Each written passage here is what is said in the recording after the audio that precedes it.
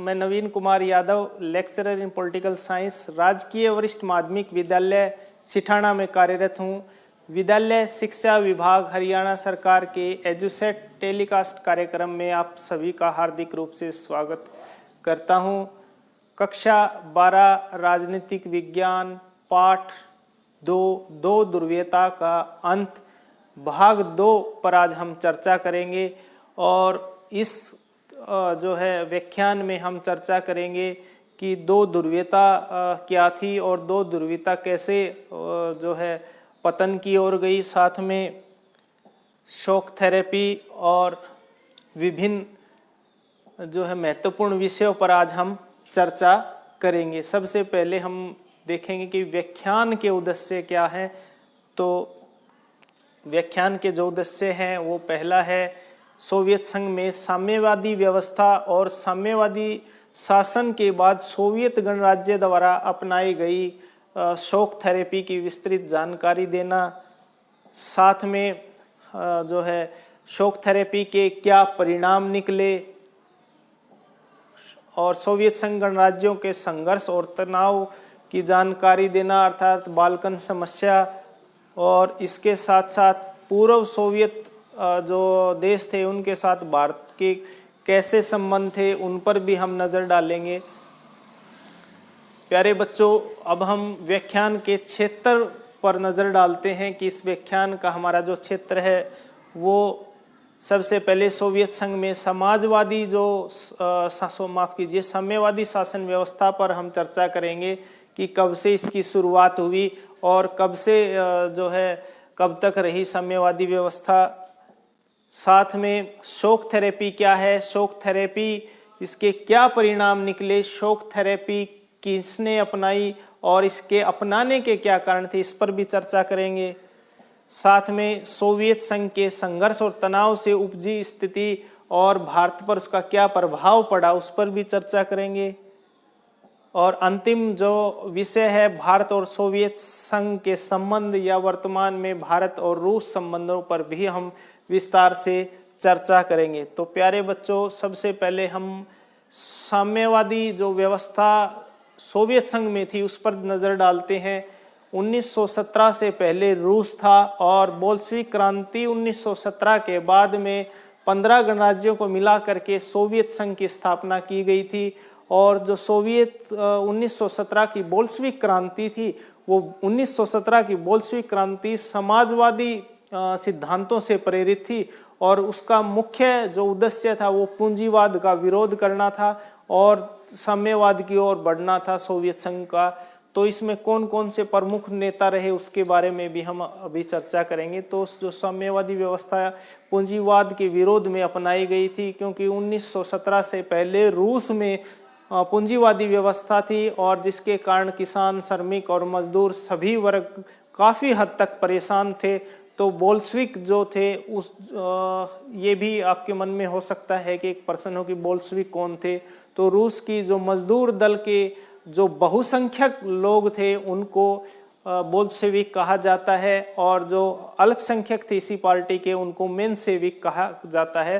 तो बहुसंख्यक था उनका 1917 से लेकर के 1991 तक किसी न किसी रूप में उन बोल्शेविकों का उस साम्यवादी व्यवस्था के प्रचारकों का जो है शासन रहा, उसी पर हम चर्चा करेंगे। इसी दौर में सबसे पहले आते हैं व्लादिमीर लेनिन कि व्लादिमीर लेनिन कौन थे और उनका क्या जो है सोवियत संघ गणराज्य में उनका क्या योगदान रहा उस पर ही चर्चा करेंगे। सबसे पहले है कि बोल्शेविक कम्युनिस्ट पार्टी के संस्थापक थे व्लादिमीर लेनिन और इन्हीं के द्वारा ही कम्युनिस्ट पार्टी की स्थापना की थी और जो है बोल्शेविकों के नेता थे।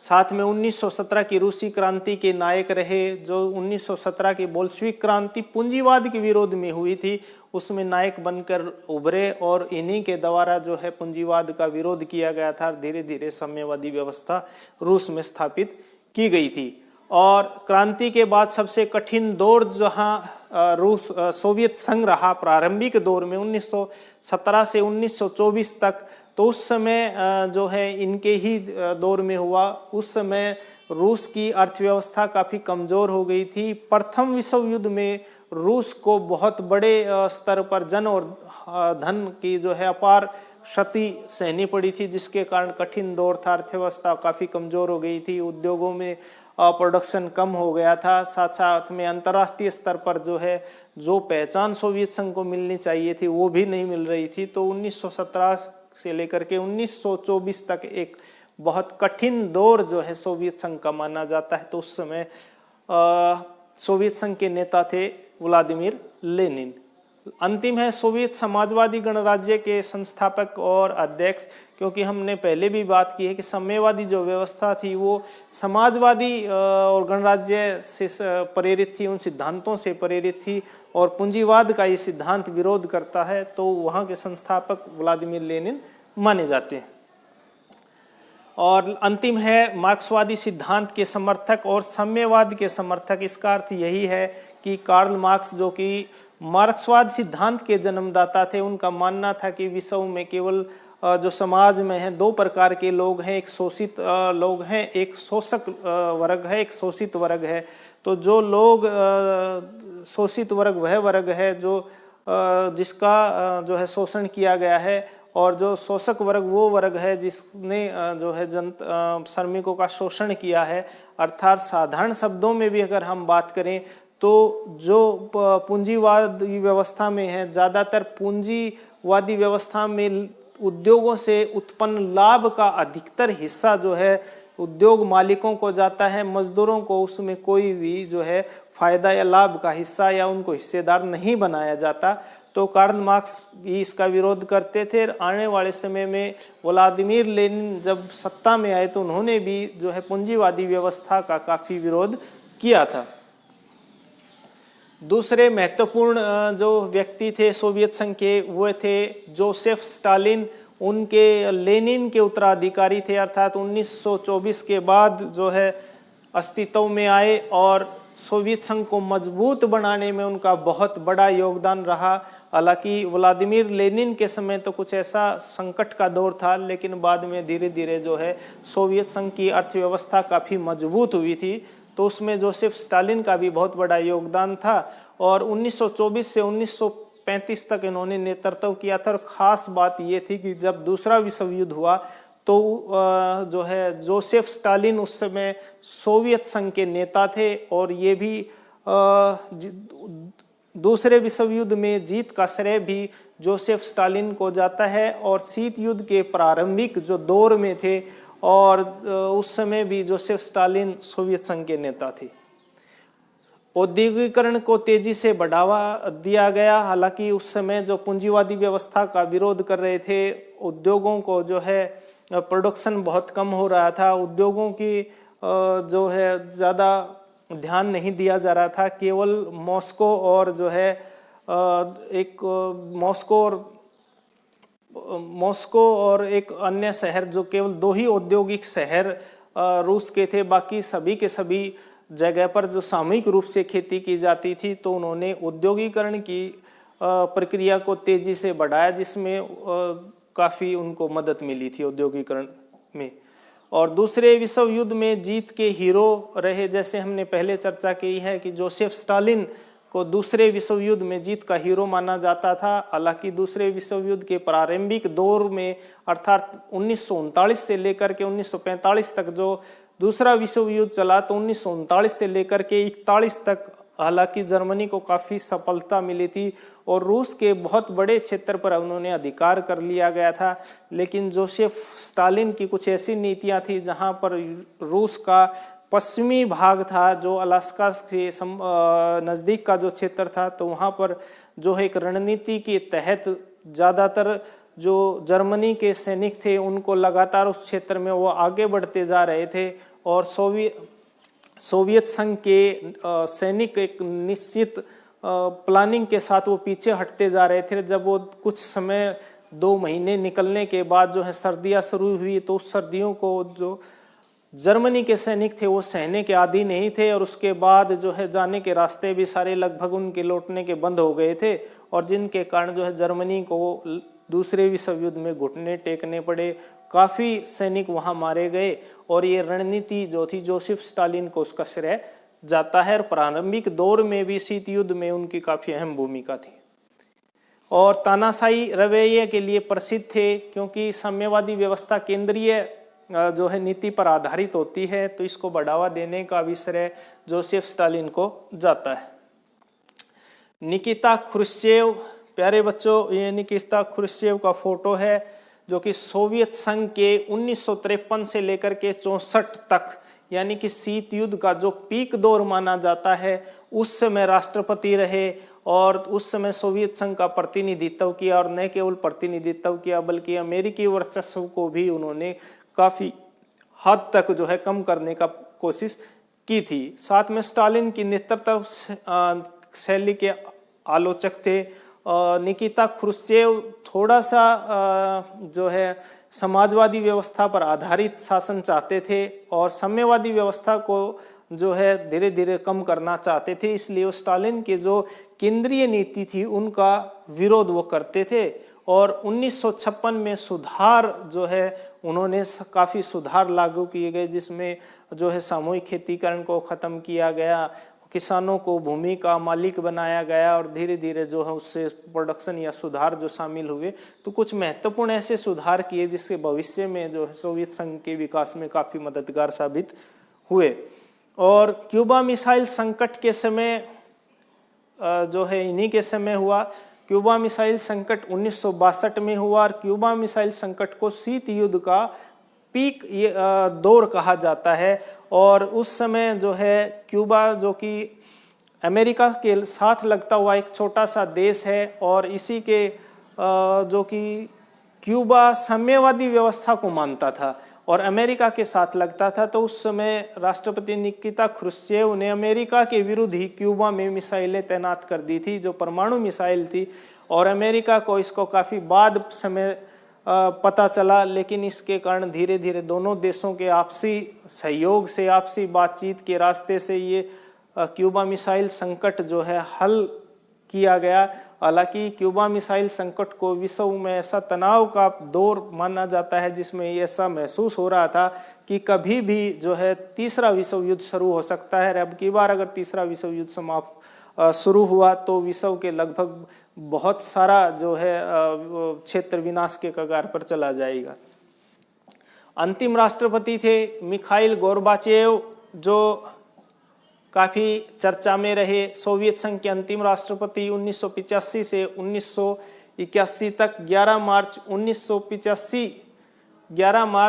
1985 से लेकर के 1991 तक जो है रूस की सोवियत संघ के अंतिम राष्ट्रपति रहे। 11 मार्च 1985 को वो जो है सोवियत संघ के महासचिव बने। 1988 में सोवियत संघ के अंतिम राष्ट्रपति के रूप में शपथ उन्होंने ली। हालांकि 25 दिसंबर 1991 को उन्होंने इस्तीफा दे दिया था। तो उनसे संबंधित जो महत्वपूर्ण चीज है प्यारे बच्चों, शीत युद्ध की समाप्ति में अहम योगदान वे चाहते थे कि दोनों देश जितना आपसी तनाव में बल और धन का प्रयोग कर रहे हैं, उनको अपने विकास में ये प्रयोग करना चाहिए। इसलिए वो शीत युद्ध को समाप्त करने के पक्ष में थे और धीरे धीरे समाप्ति की ओर वो ले गए। और आर्थिक सुधारों का प्रयास लिए जाने जाते हैं। हालांकि उन्होंने बहुत सारे ऐसे आर्थिक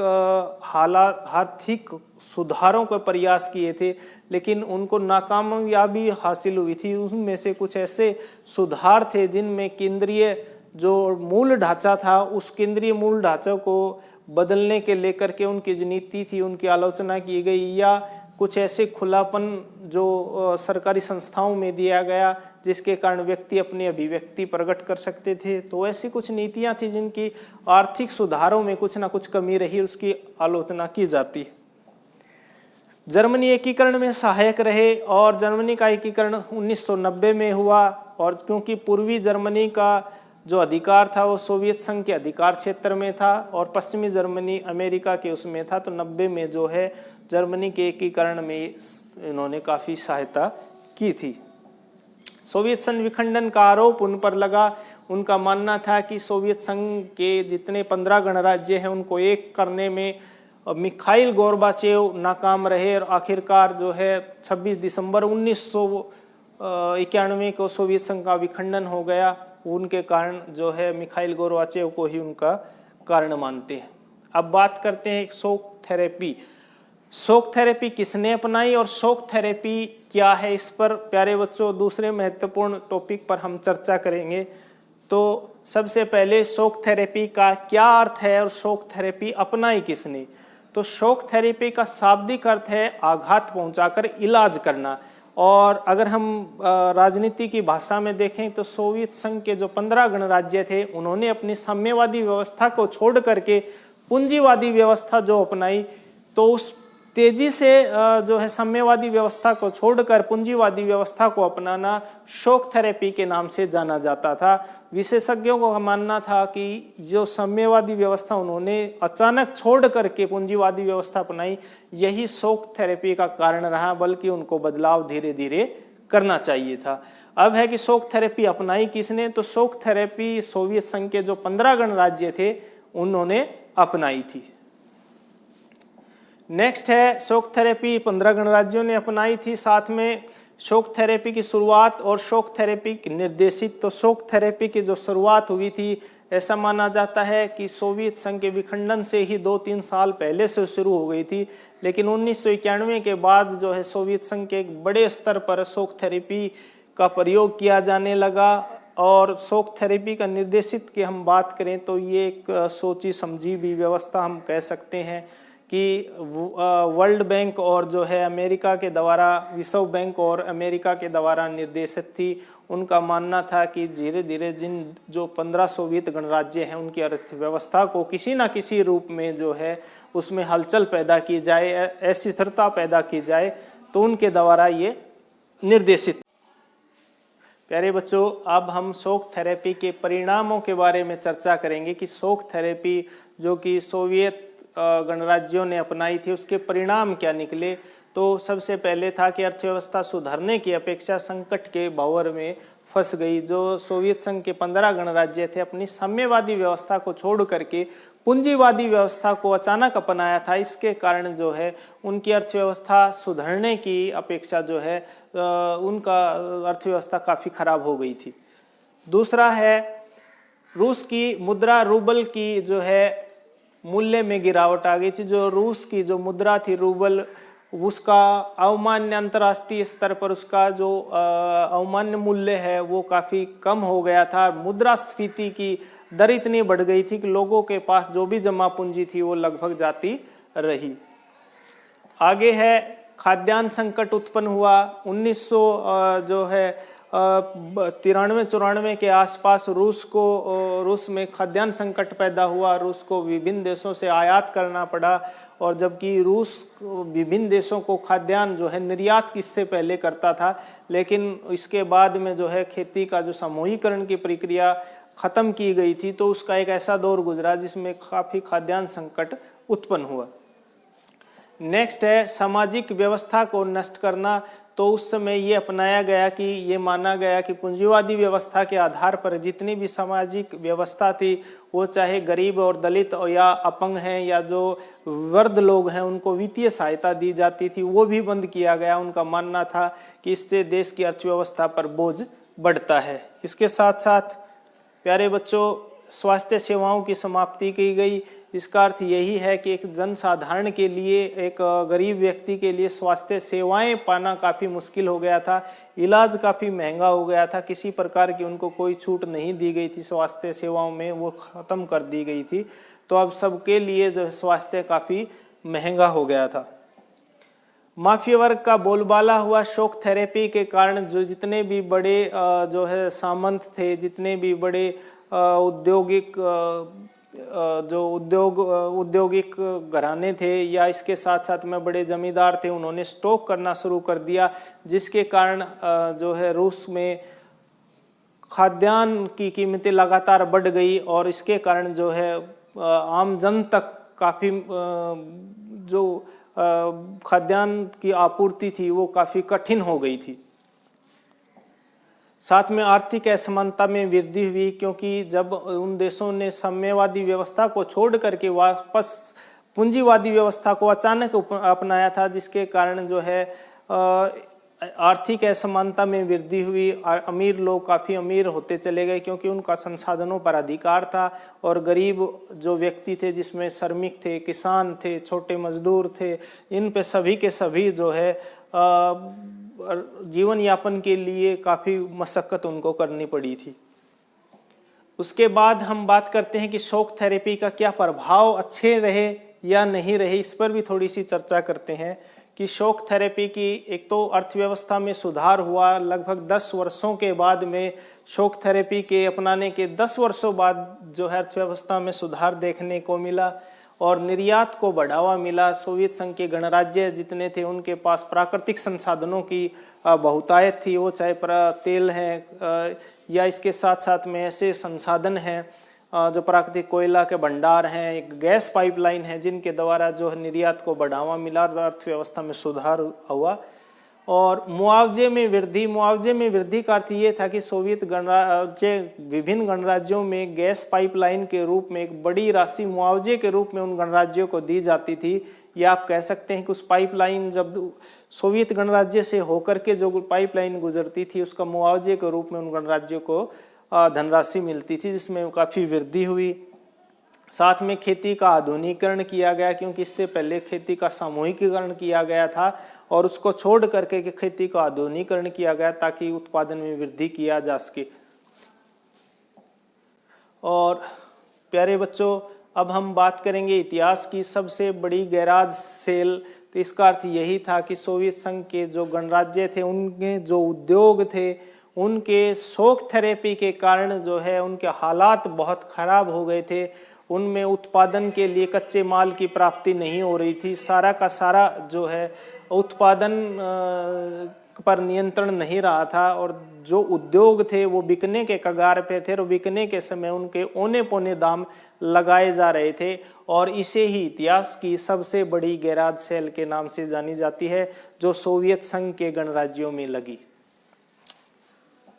प्यारे बच्चों, अब हम बात करेंगे भारत और रूस के आपसी संबंध या भारत और सोवियत गणराज्य के आपसी संबंधों पर हम चर्चा करेंगे। और किसी भी देशों के जो आपसी संबंध है वो कुछ एक महत्वपूर्ण विषयों पर आधारित होते हैं। प्यारे बच्चों, आज हम उसी पर चर्चा करेंगे। सबसे पहले हम बात करते हैं आर्थिक और राजनीतिक संबंध। सबसे पहले हम बात करें कि राजनीतिक संबंध किसी भी देश के मध्य अगर व्यापार है, आर्थिक संबंध है, राजनीतिक संबंध है, सबसे अधिक महत्वपूर्ण राजनीतिक संबंध है। अगर राजनीतिक संबंध किसी एक देश के दूसरे देश के साथ बेहतर संबंध है तो अन्य जो है संबंध काफ़ी अच्छे से जो है भविष्य में जाते हैं।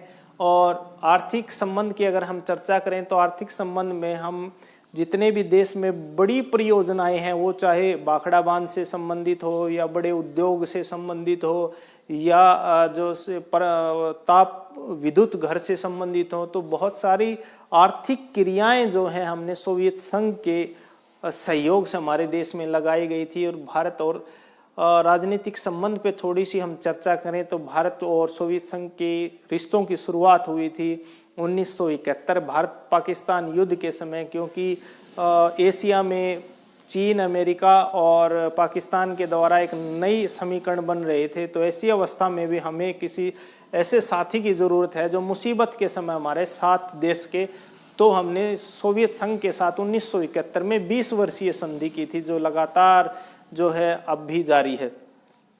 आगे है सैन्य संबंध और सांस्कृतिक संबंध। सांस्कृतिक संबंध भी हमारे सोवियत संघ के साथ काफ़ी मधुर है। और जहाँ तक सैन्य संबंधों की बात करें तो हमारे देश के बहुत बड़े हिस्से पर सेना के बहुत बड़े साजो सामान जो है सोवियत संघ से और रूस से ही आयातित हैं, और जिसमें Mi-7 हेलीकॉप्टर है और V5 हेलीकॉप्टर हैं। ये सभी के सभी सोवियत संघ और रूस से हमने निर्यात किया। इसके साथ साथ हमने जो है 42 सुखोई 30 को भी विमान, जो लड़ाकू विमान है तीसरी पीढ़ी के, वो भी हमने जो है सोवियत संघ और रूस से ही निर्यात किए हैं। और आगे हम बात करते हैं अटल बिहारी वाजपेयी जी की रूस यात्रा। अटल बिहारी वाजपेयी जी 1999 से लेकर 2004 तक देश के प्रधानमंत्री रहे। तो इस शासन काल में उन्होंने 2 4 से 6 नवंबर 2001 को रूस की यात्रा की थी और उसमें हमने रक्षा और जो है ऊर्जा और रेलवे के काफ़ी महत्वपूर्ण समझौते किए थे जो भविष्य में देश के विकास में योगदान दे रहे थे। इसके साथ जो है कुंडनकुलम परमाणु विद्युत केंद्रों की स्थापना के लिए आवश्यक आपूर्ति करना, जिसमें कुंडनकुलम परमाणु संयंत्र तमिलनाडु में समुद्र के किनारे स्थित है, जो कि परमाणु विद्युत ताप केंद्र है और इसी के द्वारा जो उसके कच्चे जो माल के रूप में जो प्राप्त होता था उसकी आपूर्ति रूस से ही होती है, उस पर समझौता हुआ। और इसके साथ साथ टेक्नोलॉजी केंद्रों में सहयोग करना कि किसी भी देश के विकास में सूचना और प्रौद्योगिकी का बहुत बड़ा अहम योगदान है, तो उसमें उनका जो है सहयोग हमारा रूस ने किया। साथ में शिक्षा में सहयोग किया। बहुत सारी यूनिवर्सिटियों में ऐसे कार्यक्रम प्रोग्राम चलाए जा रहे हैं जो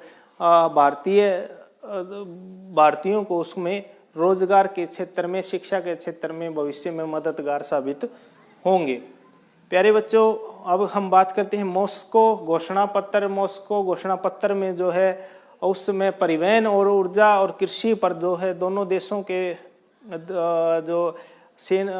देशों के राष्ट्राध्यक्षों के मध्य एक समझौता हुआ, जिसमें परिवहन, ऊर्जा और कृषि के विषयों पर आगे साझेदारी बढ़ाने पर सहमति हुई। प्यारे बच्चों, आगे हम बात करेंगे रूसी राष्ट्रपति व्लादिमीर पुतिन की भारत यात्रा 2002 और 4 में, और इसमें समय में भी दोनों देशों के साथ आपसी सहयोग पर चर्चा की गई, जिसमें रक्षा, तकनीकी, आर्थिक और व्यापारिक सहयोग, साथ में संयुक्त राष्ट्र संघ की सुरक्षा परिषद में भारत की स्थायी सदस्यता के दावे का समर्थन करना, साथ में भारत के प्रधानमंत्री मनमोहन सिंह द्वारा बाद में 2005 और 2007 में भी रूस की यात्रा की गई थी। तो रूस हमेशा ही संयुक्त राष्ट्र संघ में भारत की स्थायी सीट के लिए जो है समर्थन हमेशा किया है अंतर्राष्ट्रीय स्तर पर। और उसके साथ जब 2005 से लेकर के 2007 तक डॉक्टर मनमोहन सिंह रूस की यात्रा पे गए, तो उनके साथ रक्षा सहयोग, ऊर्जा सहयोग और जो है अंतरिक्ष सहयोग, इन पर काफ़ी समझौते हुए। उसके बाद हम बात करते हैं व्यापारिक और निवेशिक समझौता और आतंकवाद पर चर्चा। तो भारत और रूस दोनों के दोनों आतंकवाद से ग्रसित रहे हैं। भारत जहां जम्मू कश्मीर में और कुछ पूर्वोत्तर राज्यों में आतंकवादी घटनाएं होती हैं, वैसे ही रूस में चेचन्या एक बहुत बड़ा आतंकी जो है केंद्र रहा है। तो उसको लेकर के दोनों देशों के आतंकवाद पर नीति को लेकर के कुछ समझौते हुए थे। प्यारे बच्चों, आगे हम बात करते हैं रूस के राष्ट्रपति व्लादिमीर पुतिन की जो है 2012 की जो है भारत यात्रा, जिसमें रक्षा समझौता और हल्के जो सुखोई 30 विमान, जो लड़ाकू विमान हैं, उनकी आपूर्ति, उनकी खरीदारी के लिए समझौता किया गया, जिससे देश के सेना को काफ़ी मजबूती मिली। साथ में Mi-5 हेलीकॉप्टर की खरीद पर भी समझौता किया गया, जिनकी आपूर्ति वर्तमान समय में भी जारी है।